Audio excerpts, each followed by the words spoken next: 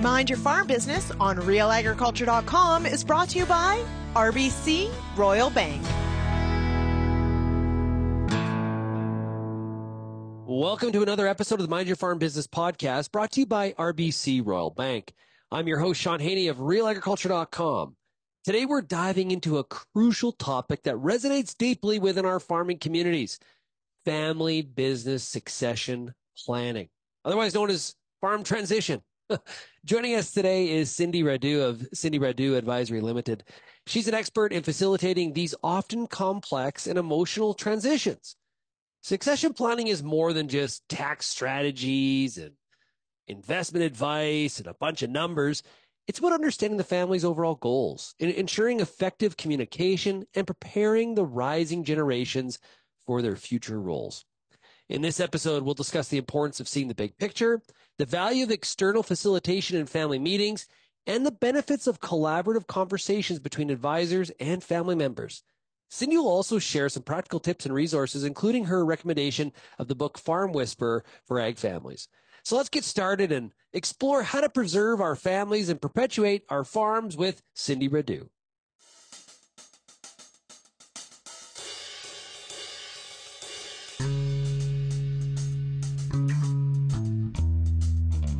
Cindy, welcome to the Mind Your Farm Business podcast. Thank you. It's great to be here with you today. Yeah, important topic. And you got a lot of experience dealing with a lot of different companies on, of all shapes and sizes. And, right now we're talking to farmers and ranchers that are either trying to take over that family business, or maybe they're trying to, get that transition to happen. A lot of times we jump into the process. And first, though, we kind of need to set the stage for the transition process, that preparation part. I guess, what are the components of setting that stage properly to increase the probability that this goes well? Yeah, it's a really important point. The tendency, and given my background, my tendency in the past would have been to really jump into what I refer to as the technical stuff, right? So often you'll have a lead advisor whose primary skill set will be maybe tax planning or investment advisory or insurance structuring, all really super important in terms of that succession planning, wealth transfer planning.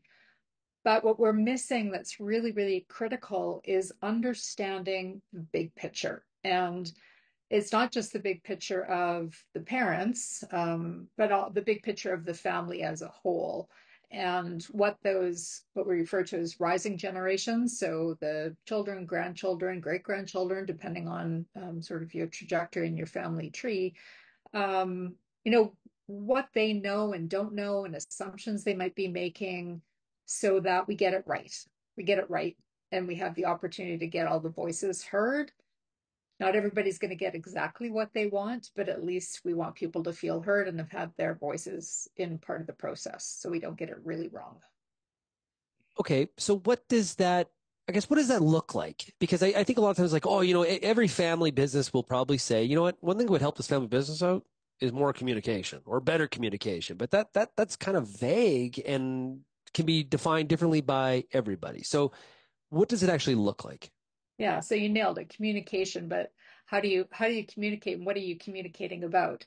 And, this is, often a top-down thing where a parent is, maybe telling their children, what's going to happen.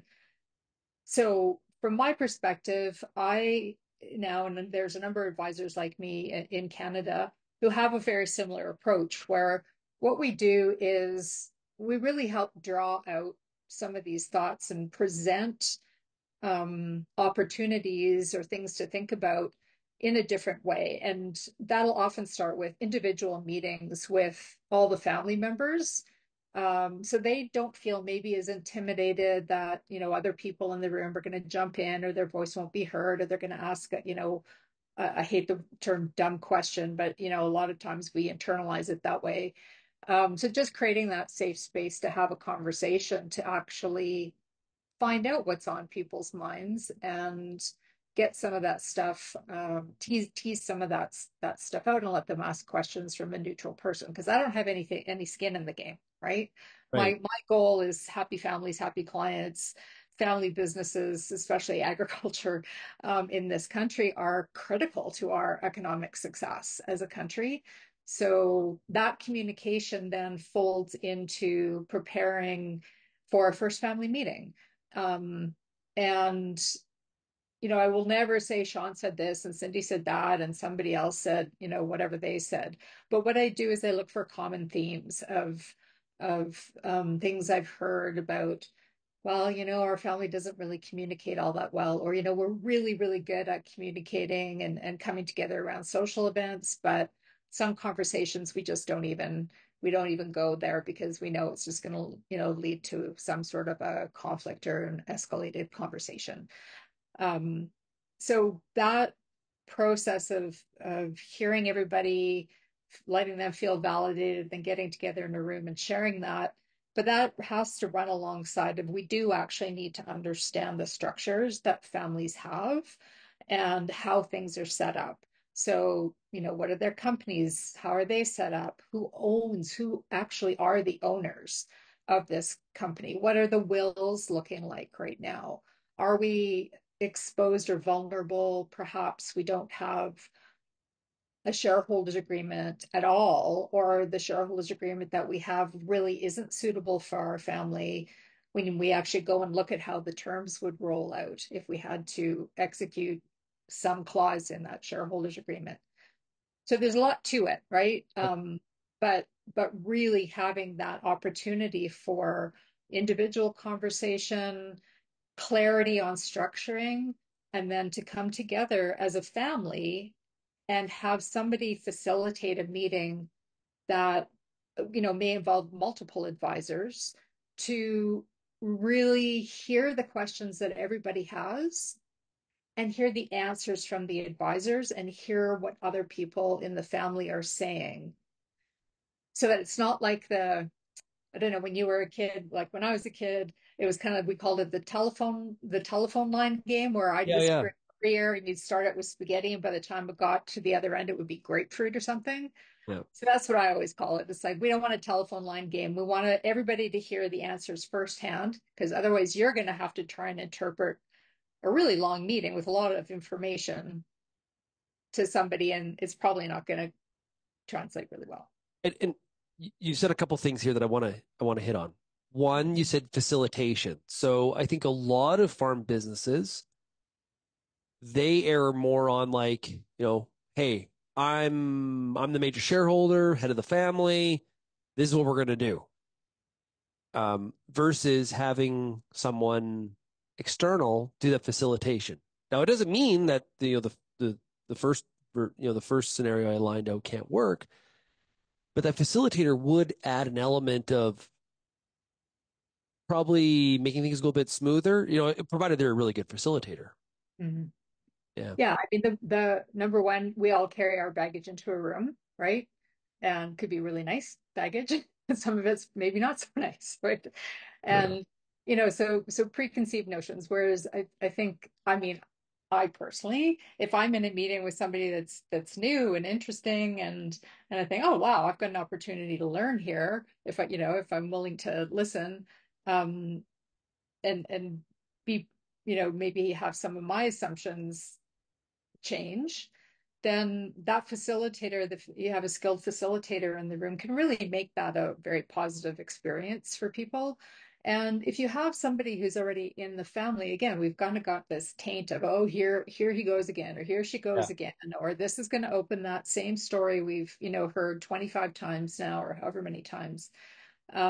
Which, stories are really important, but you also don't know what you don't know. And there's an awful lot to know when you're starting to look at wealth transition. You also mentioned getting all of the advisors in the room, Mm, collaboration amongst the people that are doing the advising. And so typically this whole process is led by the accountant. It's led by the lawyer. Those would be the two main ones that are typically the focal point of this, which also puts us in a position where we leap forward to the structure, the tactic, the tool, the outcome that a lawyer or an accountant would focus Mhm. on. That's their area of expertise, so that makes sense. Talk about the importance, though, of having the group of advisors, and who are some of those people? Like, what is that? When we say group, like I think of insurance, if there's somebody in that area, but who are some of the others, and why is it important to all have them there at the same time? Yeah, so you wouldn't necessarily have every single advisor at a first family meeting. Typically, what I've actually found that's really helpful in an initial family meeting is somebody more on the financial planning and investment side, for the family that does have that bigger picture that's not, again, going to go into really technical tactic piece. They're kind of floating up above going, yeah, okay, well, these are all your assets. These are all your, your insurance. This is your insurance coverage and how that would work. And these are some things that we've been looking at and assessing some financial literacy levels within the family. Just not doing any testing or anything at that point, but they can speak in a language and that's their specialty. Inevitably, there's questions about that, and I shouldn't be the person that's answering those questions, for a variety of reasons. But when you start having these really beautiful collaborative relationships, where the advisors are keen to be part of an experience like that with the family. What it does is, from the advisor side, it's brilliant because it creates stickiness, I call it, with the rising generation. Because typically the experience is that it's the advisor with the parents, right? Mhm. And the people who are really impacted by these plans are the rising generation. And yet they've never had their voices heard from by those advisors. So it's advantageous for the advisors that way, but it's brilliant for the rising gen because this is a really safe way to go, okay, well, that wasn't so bad after all. Like there was a lot of language in there that I didn't initially understand, but when I'm facilitating meetings, and because I have that kind of a background, I know where people are going to start to glaze over, and I can just interject and maybe layer on a bit of plain English or tie it back into another scenario that I've worked on. So it doesn't feel so weird, Yeah. or that, we're the only family that has these, these concerns or these problems or these issues or these dynamics. It's normal, right? It Yeah. would be abnormal if everybody got along on the surface all the time, Yeah. right? Yeah. It Yeah. it just it doesn't happen, and that's unrealistic. So we Well, need to figure out how to have these really great collaborative conversations, open conversations, to agree to disagree sometimes, and to find out why we disagree and how we can move forward, to get to an outcome that we can all live with and hopefully be really content with. yeah, you just identified something. I thought of, oftentimes, I think of like, okay, who's the client? And like you said, it's the major shareholder's the client. Everybody else is just kind of a stakeholder. But the actual impacts of what this looks like on the other end is that rising generation, as you mentioned. And also I think you made a very important point about different financial literacy among Mm. stakeholders. And sometimes I think that is very, very much, we're gonna freeze the commons and we're gonna convert the prefs and we're gonna freeze the estate and we're gonna do this and move this over here. Da, da, da, da, da, da, da. It's all gonna be great. And everyone leaves the meeting. Majority of people leaving the meeting say, I have no clue what we just decided was a great idea. I'm more confused. I'm more confused leaving than I was when I came in. Yeah, absolutely. And so picking up on the who is the client thing, that is a critical point. And for me, that was a big part of the reason why I've gone non-practicing with the Law Society, why I dropped my FCA. Like I don't do that type of work, and I don't want to be seen as doing that type of work. Um, in the eyes of other advisors. In other words, I'm not competing for your work. I'm not drafting documents. I have no no skin in the game on these documents other than clarity and getting the outcome that the family wants to get. So it's I feel, not every advisor will agree, but I feel like I can have different conversations with the family than a lawyer or an accountant, perhaps with mom and dad, when I can have that conversation with the family and then interface really nicely with the advisors because I speak their language too. We'll get back to the Mind Your Farm Business podcast, but first a word from our sponsor, RBC Royal Bank. This episode of Mind Your Farm Business podcast is brought to you by RBC. No matter where you're at in your agricultural career, succession has probably crossed your mind. Whether you have an idea to help the next generation thrive or just want to get a head start, RBC can help tailor a succession plan for you. Ensure that ownership of your operation, as well as your skills and knowledge, are easily passed on.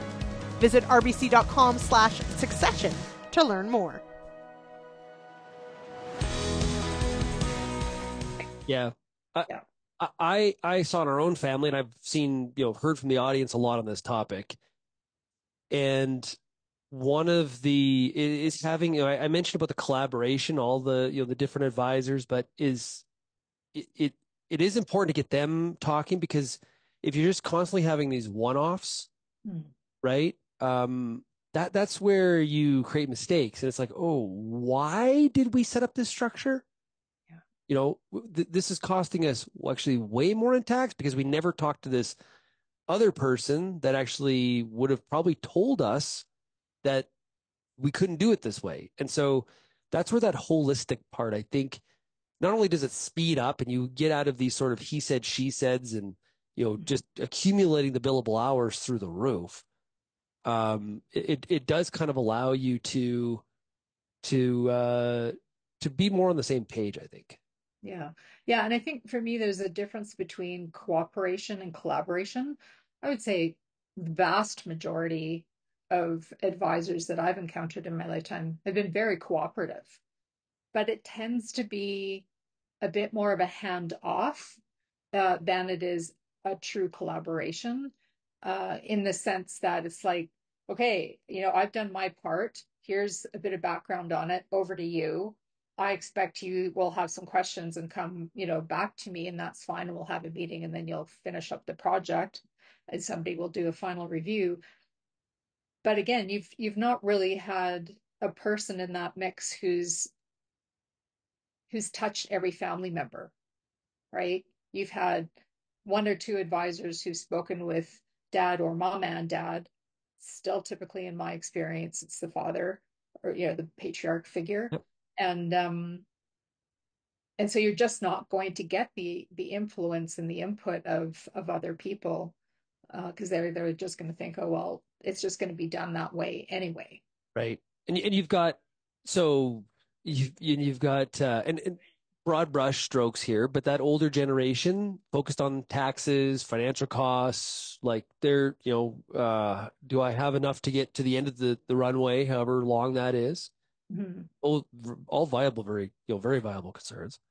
You have other, you have maybe have, there's kids that are in the business. Maybe you have in-laws in the business. You've got in-laws out of the business. You've got kids out of the business. It could be very complicated managing all of those relationships, and they're all judging success here a little bit differently. Mm-hmm. Now, based on their own personal background and maybe their own financial status, that can be a factor too. But we've seen a lot of family farm succession deals go awry where, there's the people that are on it working in the operation and the people working out of the operation. And that's where there's kind of collisions.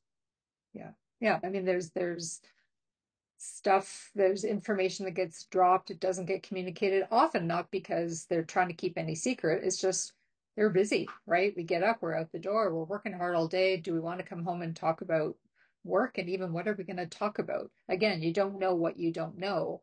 And, you have these advisors around you. So you think everything is just being done and it's taken care of. Oh, it's taken care of because we have a will in place. We already have a will. Therefore, it's taken care of.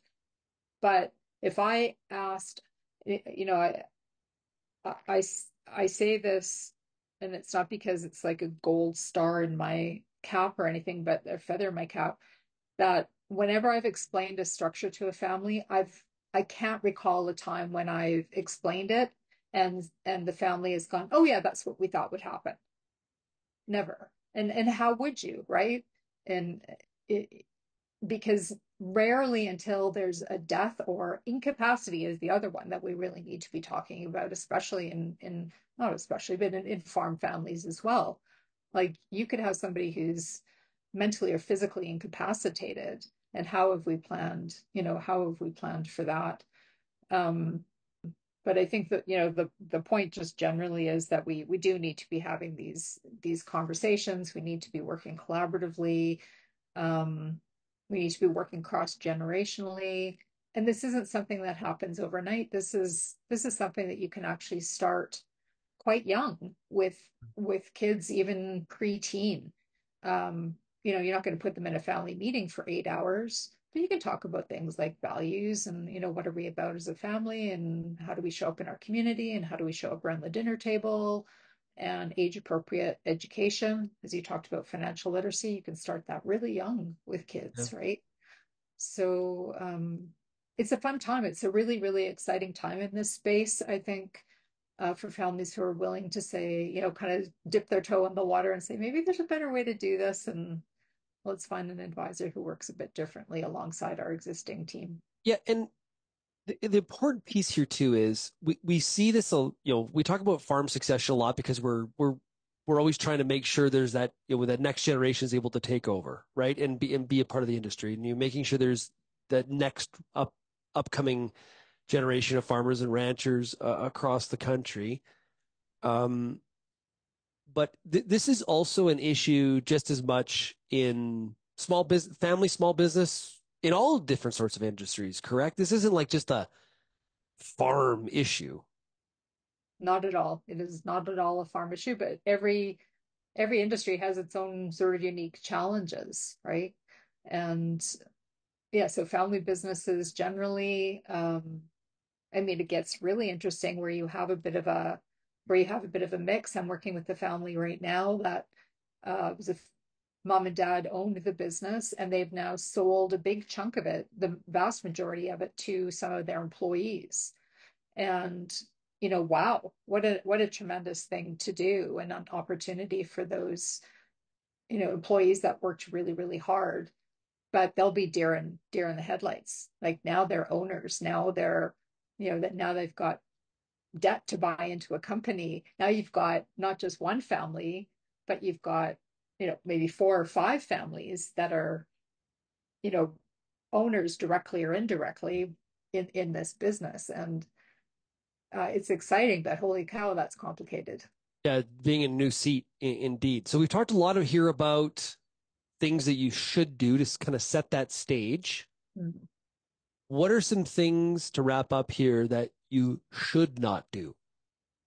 You should not wait another day until you start doing some of this stuff, even if that just means, calling you, calling me, calling somebody and saying, I listened to this podcast and I want to find out a bit more about this. Can you direct me to a book or some other podcasts that I could listen to? One that is this book, and I think I mentioned it to you before. It's called The Farm Whisperer, specific for ag families. And it's an older book, but I think you can still get it. And I'll send you the information on it. But it's called The Farm Whisperer: Secrets to Preserving Families and Perpetuating Farms by David Specht, Specht.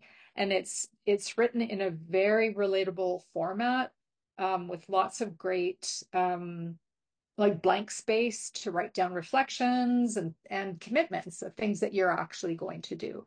So I encourage people to, pick up at least one for their family. Maybe they pick up a couple in case people like to scribble like I do all through my book and make them illegible for anybody else. But again, lots of great resources out there, and I'm sure we can cobble together something as an attachment to your podcast. Hey, great stuff. Well, Cindy, thanks so much for joining us here today on the Mind Your Farm Business podcast. Really appreciate it. My pleasure. Thanks for the invitation. And that's a wrap for this episode of the Mind Your Farm Business podcast, brought to you by RBC Royal Bank. A heartfelt thank you to Cindy Radu for sharing her invaluable insights on family business succession planning. As we've learned today, effective communication, understanding the big picture, and collaborative planning are really key to a successful transition. Succession planning is not just about the technical aspects. It's not at all, actually. It's about so much more. It's about preserving family values, goals, and a legacy of our farms for future generations. If you found today's discussion helpful, please subscribe to our podcast, tell your friends, leave a review, share this with somebody that has to hear this. We'd really appreciate it. If you do have any feedback on what you heard here today, we'd love to hear from you. You can also send me an email, shaney@realagriculture.com. You can call the Real Ag Feedback line at 855-776-6147. You can find more episodes of this podcast by going to mindyourfarmbusiness.com. Thanks to RBC Royal Bank again. And until next time, keep on minding your farm business.